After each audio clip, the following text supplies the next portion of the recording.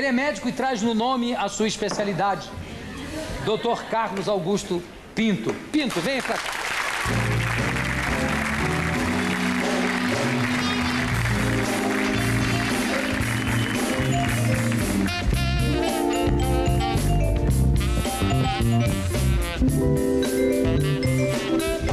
Eu tinha conhecimento de em pé, de lado, deitado, agora sentado é a primeira vez que eu vejo um pinto sentar.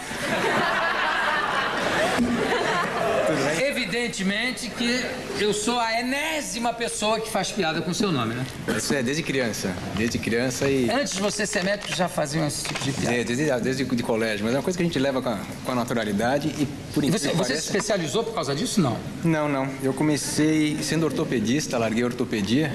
Engraçado que quando eu larguei a ortopedia, muita gente duvidou até da minha qualidade como médico, eu dei a volta por cima. Duvidou por quê? Porque achavam que era uma loucura eu de largar a ortopedia. Aí eu dei a volta por cima, fiz cirurgia geral, cirurgia vascular, microcirurgia e me especializei em potência. Quais são as piadas que você era obrigado a ouvir desde criança, por exemplo? Fala aí um outro absurdo.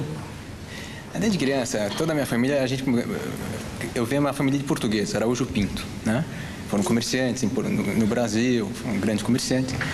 Depois meu pai foi militar, tá? Então, desde essa época, meu pai começou a conversar com a gente, foi uma coisa natural. Seu pai foi militar no Brasil? Foi na época da Revolução. Depois se aposentou. Então, desde criança, meu pai brincava. Olha, se eles falarem que você é pinto, você fala que você tem dois e eles não têm nenhum. Acabou, matava a brincadeira e nunca mais brincaram comigo. E isso eu passei para meus irmãos, que eu sou o irmão mais velho. Todos eles falam, mas eu tenho dois, você tem... E acabou a brincadeira, nunca mais teve repercussão. Briguei. Você está dizendo isso para mim também, no fundo. Mas sabe que isso é uma coisa que é engraçada. A criança marcou muito. Mas eu era uma pessoa forte no passado. Hoje eu sou magrinho. Forte, você quer dizer? Gordo? Eu era gordo. Eu fazia Por que a pessoa tem esse preconceito quando a pessoa é gorda, em vez de falar é gordo, é forte? Não, eu sou forte. Eu fazia alterofilismo também. Larguei tudo. Hoje eu faço corridas de fundo. Era forte mesmo. Era forte. Você fazia alterofilismo? Fiz um pouco de fisiculturismo, alterofilismo. Há muitos anos, né? Atualmente eu sou mais um atleta de fundo. Eu já corri 2 São Silvestres, eu faço outra. Já correu 2 São Silvestres? Tem um grande amigo médico, que é o Dr. Drauzio Varela, que também corre. Já fez a corrida de Nova York, a maratona de Nova York. Provavelmente esse ano eu vou para Nova York. É? Provavelmente. Maravilha. O que você trouxe aqui com esse... Bom, isso aqui primeiro para você, que ninguém lembrou, acho que você gosta de charutos, então a clínica te oferece 2 caixas de charutos. Espero que você faça bom uso. Mas que maravilha, muito obrigado. Posso abrir? Por favor. Obrigado. Bom, vamos falar um pouquinho da andrologia, é isso que é o nome da especialidade? Isso é uma especialidade. Uau, Romeo e Julieta Churchill. Pero está una cosa, Montecristo, Romeo y Julieta. Alex, por favor, venga para acá para guardarlos. Guardarlos, pero no fumarlos. Compreende? Mais charuto, mas isso está uma beleza. Espero que goste. Olha só, adoro. Aliás, eu vou fumar um aqui já, né? Não é, Alex? Se o Alex me ajudar a abrir aqui. Mas vamos... Abri. Acho que abri. Tá vendo? Não abri. Pronto. Nossa, mas tudo... Mas é um exagero isso. Você fuma? Não, eu não fumo. Você não fuma. Graças a Deus. Alex, guarda aqui. Mas vamos lá. Quais são os principais problemas do pinto? Não do pinto do seu... Do pênis, vai. Vamos lá. Quais são os principais problemas? E eles são resolvidos com cirurgia, com remédios? Ou com remédios? É uma coisa que mudou desde... ninguém sabe que o Brasil é um dos expoentes da andrologia. O Brasil, junto aos Estados Unidos, junto à França, são os grandes países da andrologia. Nós temos grandes especialistas no Brasil e ninguém sabe. Eu não sei se isso é motivo de orgulho ou motivo Mas é motivo de preocupação. Não é um motivo de preocupação, porque infelizmente no Brasil, como em qualquer país de cultura latina, tá, os problemas eu não chamo de impotência, eu chamo de distúrbios de ereção. São distúrbios de ereção. Eu acho que o nome impotência... Alexa, desculpe, um isqueiro, por favor. O nome impotência... É um nome muito pejorativo. Então muita gente me liga, tem muitos clientes que me ligam no consultório, marcam uma entrevista... Desmarcam. No final, quando eles acabam passando pela entrevista, eles veem que é uma coisa tão simples, tão fácil de ser tratada, que eles falam, por que não procurei um especialista antes? E é fácil de ser tratado? Muito simples. E o grande problema no Brasil é o desconhecimento que existem especialistas, existem técnicas, e que o Brasil realmente é um dos grandes expoentes da microcirurgia. Mas qual é o maior problema da... É falta de ereção? Eu tenho vários problemas. Geralmente você pode agrupar em 3 grandes distúrbios. O do jovem, que todo jovem... Nós somos criados uma sociedade machista. Totalmente. Então, tem muitos clientes que chegam no consultório achando que são impotentes, porque não conseguem uma segunda, uma terceira relação. Isso não deixa ser Não consegue o quê? Uma segunda e uma terceira, aí estou importante. Exato. Não tem nada a ver. Que isso é uma coisa que o jovem é muito frequente. Claro, porque o normal é você dar 5, uma evidente. Mas você sabe, isso é uma estrutura que não é importante você ter 5, 6, 7 relações. Não é um campeonato sexual. O que eu explico para meus clientes? O importante é, se um relacionamento afetivo normal entre 2 pessoas, se houver 2, 3 relações por semana, é mais do que suficiente. Não, mas esse negócio de você ter a obrigação de ter 3 sujeitos de relações, eu não consigo ter 3 relações por dia. Mas eu tenho clientes que me procuram. Aí não deixa de ser sexo, passa a ser tarefa. Mas tem pacientes que me procuram totalmente preocupados. Isso é muito interessante. Companheiras me ligam querendo marcar consulta para o marido, que acha que ele ficou impotente, porque o nome sexo é um tabu. Elas ligam, como é que é? Querendo marcar consulta para o companheiro sem que ele saiba. É muito interessante, porque elas acham que o marido ficou impotente. Porque o marido não está dando a terceira ou a quarta? Exato, porque existe aquele... Mas são umas gulosas. Mas você sabe que tem uma coisa muito... E eles acabam passando em consulta e acabam mostrando o outro lado da moeda. Não é nada disso, isso é muito um mito. Mas eu te pergunto o seguinte, Carlos Augusto. Uma mulher que liga preocupada porque o marido não está dando a terceira... Não é ela que precisa da consulta? Não, geralmente elas casam. O sexo é uma coisa muito pouco divulgada no país. Eu acho que o sexo é uma coisa um tabu, tá? É muito frequente o paciente, o casal ir para um relacionamento sexual só depois de casado. Uma coisa que, infelizmente, o pessoal fala, não existe isso, é demodê. Não existe. É verdade, existe. E existe muito desinteresse, muita desinformação. Então, hoje em dia, muitas das moças, muitos homens sabem o que é sexo, não por experiência própria, muito por ouvir falar. Isso é uma coisa importante que tem que ser batalhada, que não é bem por aí. Isso antes de casar? Eu acho que o sexo é uma coisa muito boa. Outra coisa que me perguntam, qual a idade, com que idade você tem que parar de ter relação sexual? Nenhuma. Eu tenho um paciente de 90 anos operado por mim, sexualmente ativo. Lógico, ele não tem a constância sexual de um rapaz de 18, 19 anos. Mas ele é casado, eu acho muito bonitinho, que quando ele me procurou, ele queria casar com a menininha dele. A menininha dele tem 77 anos. Eles estão muito bem. Eu acho isso muito importante. Eu participei desse... E casaram ele com 90, ela com 70, e passaram a lua de mel tentando sair do carro. Passaram com a lua de mel, mas e foram para a pousada do Rio Quente, uma coisa muito bonita, e me ligavam de lá, todos contentes, felizes. Pousada do Rio Quente é aquela que tem aquelas águas? Isso. Eu acho uma coisa muito interessante. Maravilha. Outra coisa que me procuram, então, voltando naquela sua primeira pergunta, quais são os maiores problemas? Eu agrupo em 3 grandes problemas. No jovem, geralmente o jovem tem uma perda da ereção. É muito frequente o jovem, por vários fatores, estresse, problemas psicológicos, problemas físicos, durante o ato sexual ele perder a sua ereção. Durante o ato sexual. E se ele ficar nervoso é pior, porque aí ele não consegue realmente ter relação sexual. Quando ele tem que procurar um especialista, é quando isso começar a ser do dia a dia. Na segunda, terceira vez, começa a ocorrer esse problema, ele procura um especialista. Então, no jovem, é muito importante termos a ejaculação precoce, que é uma coisa que acompanha muitos e muitos homens. Qual é o percentual de ejaculação precoce? Que é uma coisa que a gente pensa que quase não existe, mas é brutal, existe muito, e eu estou com um trabalho interessante. Eu e o doutor Emílio, que está aqui presente. Cadê o doutor Emílio? Está aí? Está na plateia. Tudo bom, doutor Emílio? Tudo bem. E diga-se passagem que o doutor Emílio começou a trabalhar comigo. Como é o nome dele? Emílio Carvalho? Que aí vai ficar o Pinto, o Carvalho. Vai ficar Queiroga, Emílio Queiroga. Por incrível que pareça, ele não é parente meu, ele também é doutor Emílio Pinto. É outro especialista na área. Você é Pinto também? Pinto também. Que maravilha. Queiroga não tem na clínica, não, Queiroga. Não tem.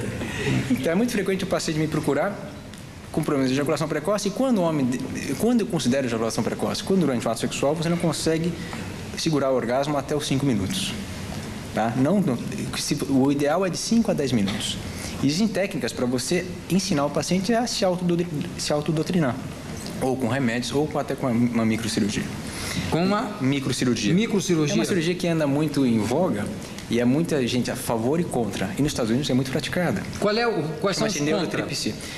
Porque muita gente acha que a cirurgia tira a hipersensibilidade do pênis, tá? Mas não é nada disso. O paciente volta a ter a sensibilidade normal, porque para um especialista fazer essa microcirurgia, e sim exames que nós fazemos para ver a hipersensibilidade do pênis. Mas acontece o seguinte, Carlos Augusto, não há uma grande maioria de casos de ejaculação precoce que são de origem psicológica? Sim, geralmente, quando ou não? É um relacionamento novo, João, digamos que um relacionamento, um rapaz sai a primeira noite com uma moça, só o uso do preservativo, que eu acho muito importante, que infelizmente não está sendo usado como deveria. É muito frequente o pessoal achar que é careta, que é feio, não é nada.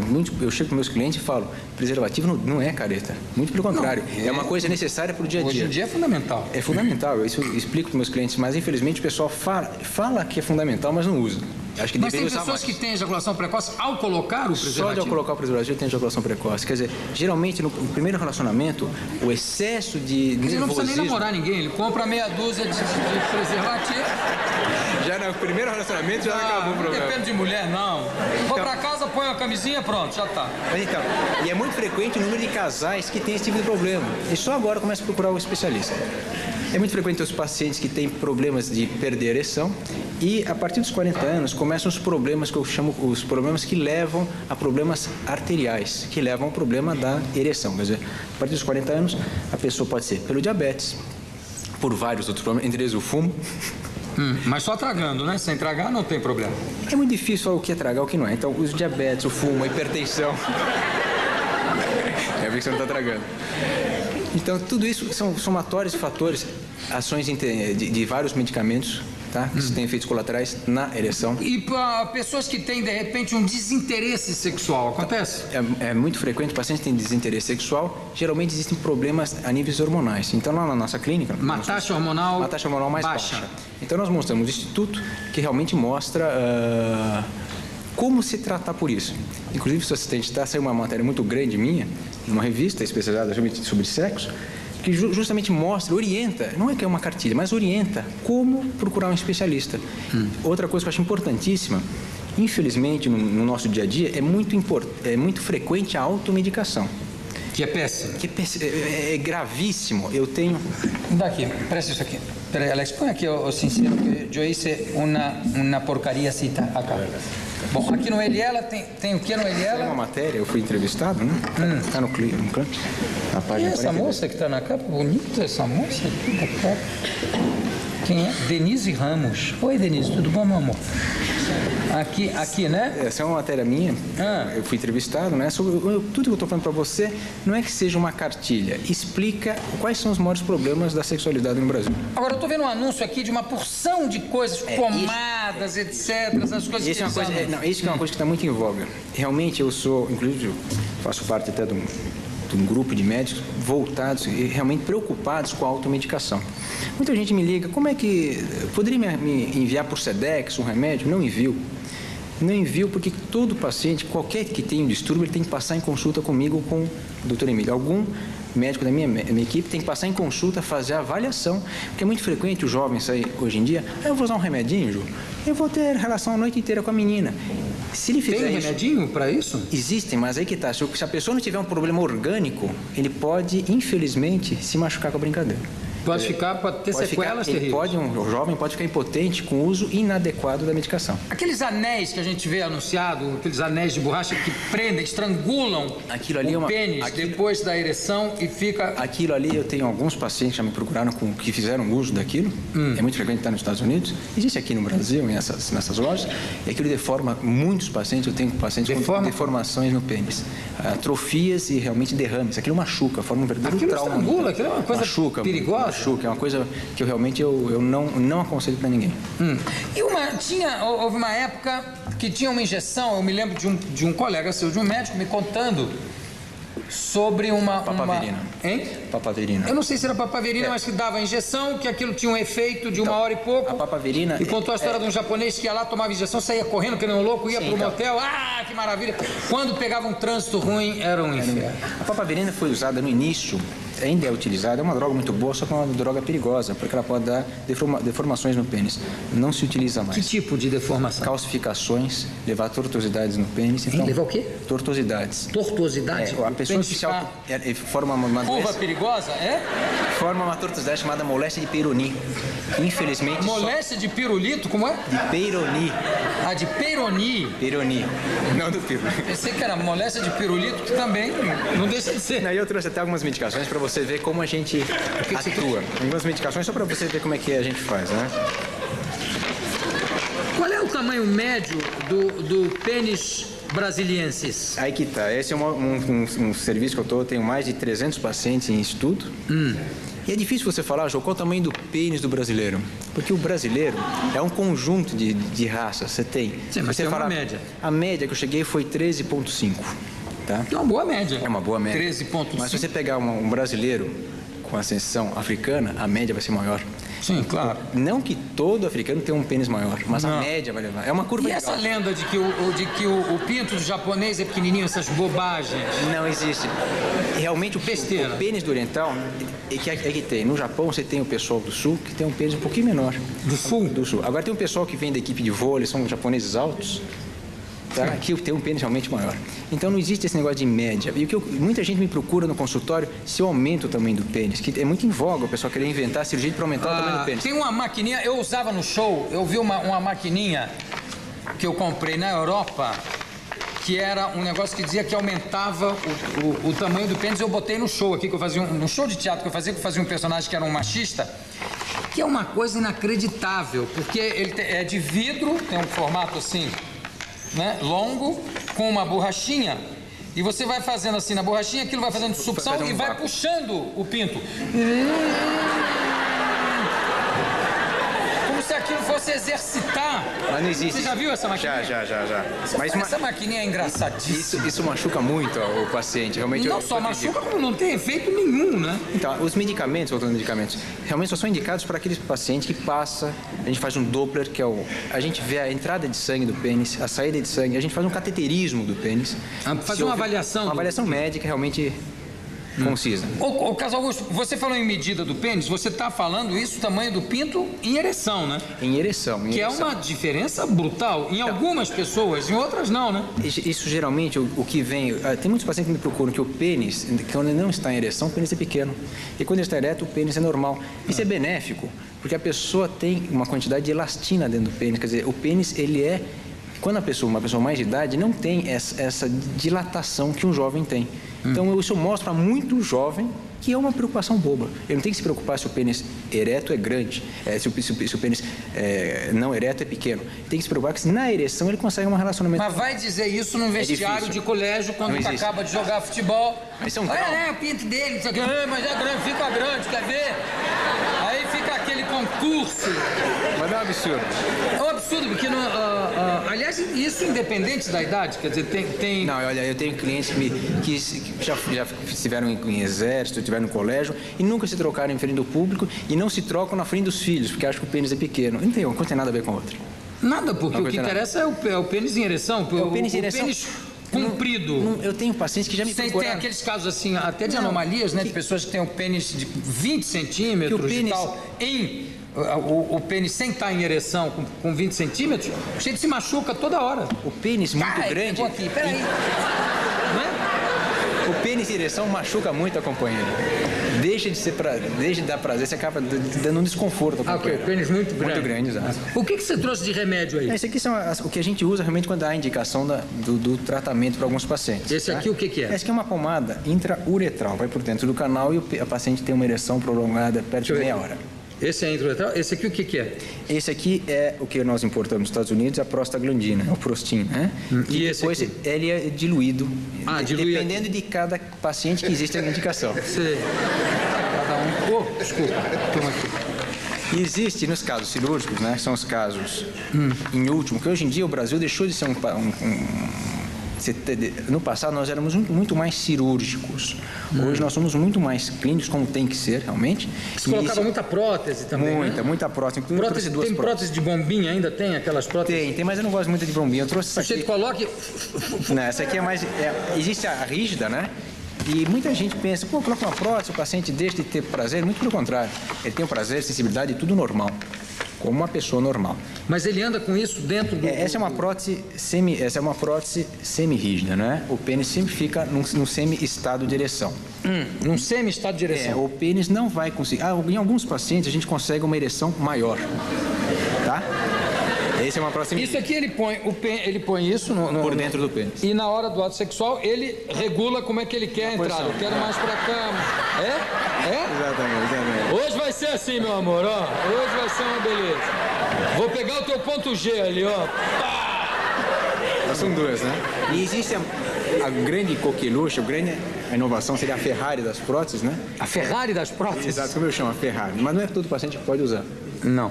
Tá? Precisa ter pinto primeiro. Não, você tem paciente com tortuosidade no pênis não pode usar esse tipo de prótese porque dá problema. Então, imagine esse aqui é um pênis sem ereção. Isso aqui fica por dentro do pênis. Tá? Na hora H é Sim, só... presumo que seja por fora.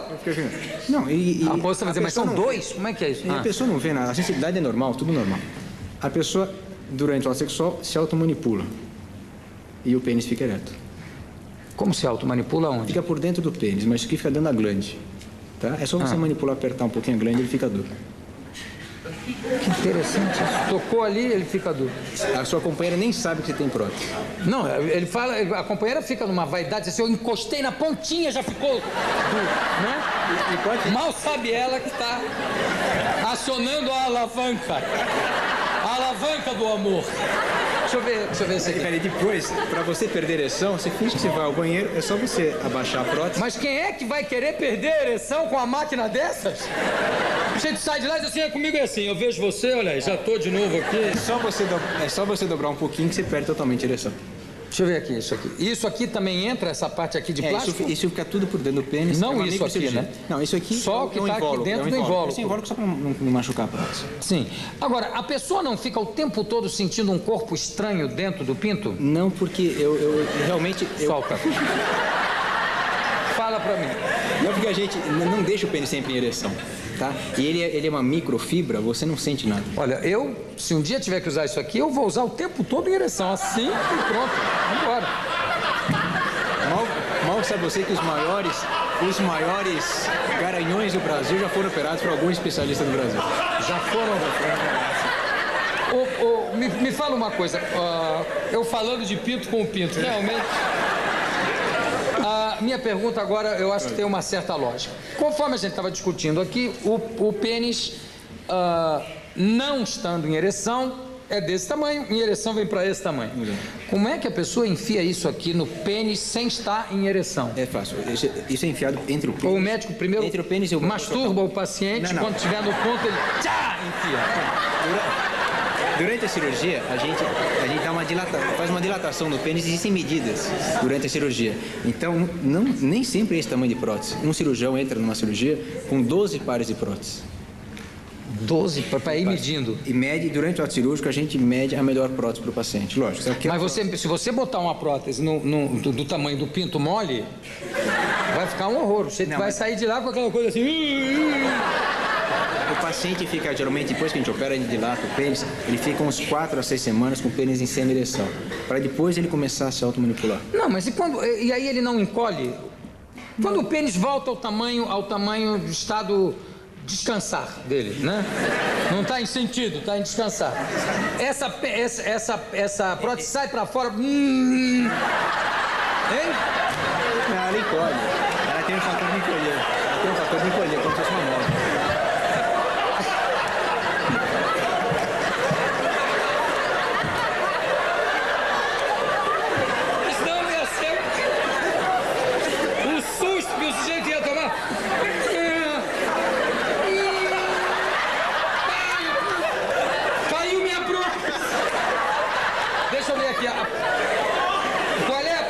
Encolher é grande? Não, geralmente o pênis operado fica uma média de 14 a 15 centímetros. De 13 a 14 centímetros. Então é isso que eu estou perguntando. A pessoa passa a ter o pênis... Ô, Bira, dá licença! A pessoa passa a ter o pênis, quando está, mesmo estando mole, vai ficar mais ou menos...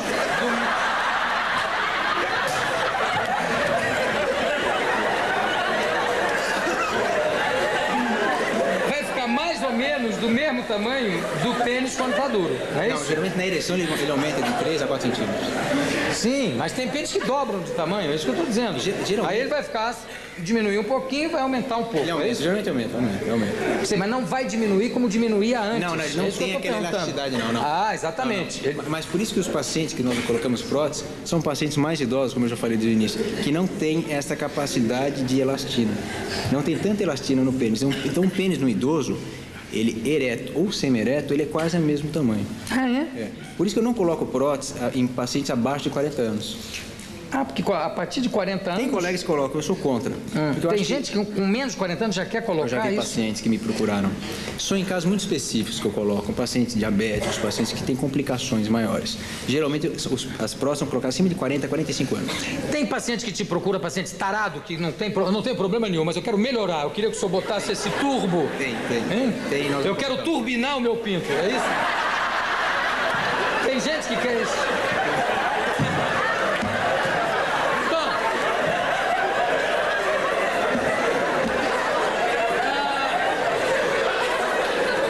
Eu acabo de realizar uma conversa, uma entrevista pleonástica sobre o pinto com o doutor Carlos Augusto de Araújo Pinto. Daqui a pouco a gente volta.